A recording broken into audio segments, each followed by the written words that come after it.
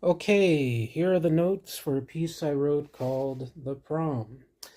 Um, I only had one page of notes here. I had the challenge written in a different notebook, but I didn't really need to make a lot of pages here, and I decided to save it in a regular Word file.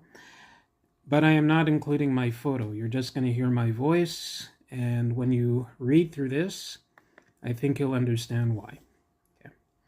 The Prom. I wrote this challenge for vocal.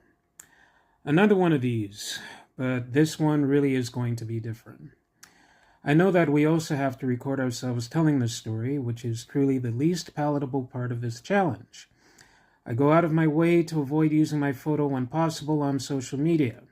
I prefer pictures of scenes or ones that can reflect parts of my personality. The sleeping dinosaur photo is still used on some of my websites. Try to find it. I have been told on less than sarcastic authority that I am not the most hideous person out there, so why not include a picture of your profile on your profiles? Why deny it to the rest of the world? Well, this is why I have decided to save this particular story for a moment like this. It seems like the perfect story for this challenge. Okay. Let's go back to the 1990s, if you will.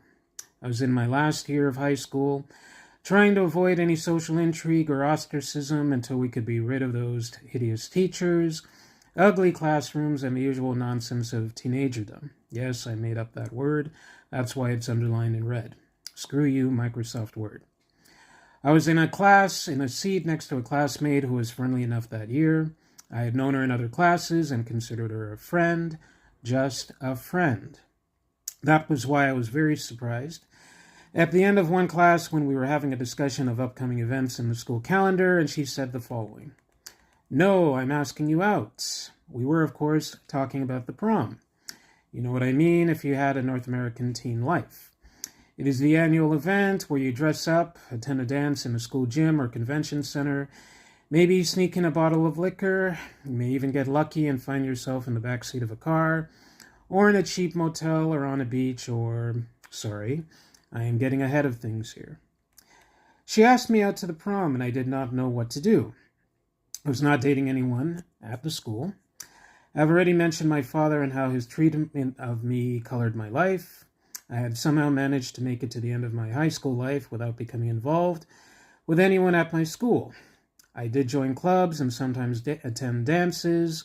My brother refused to let me stay at home, and even win awards, a big surprise that final year. But there were no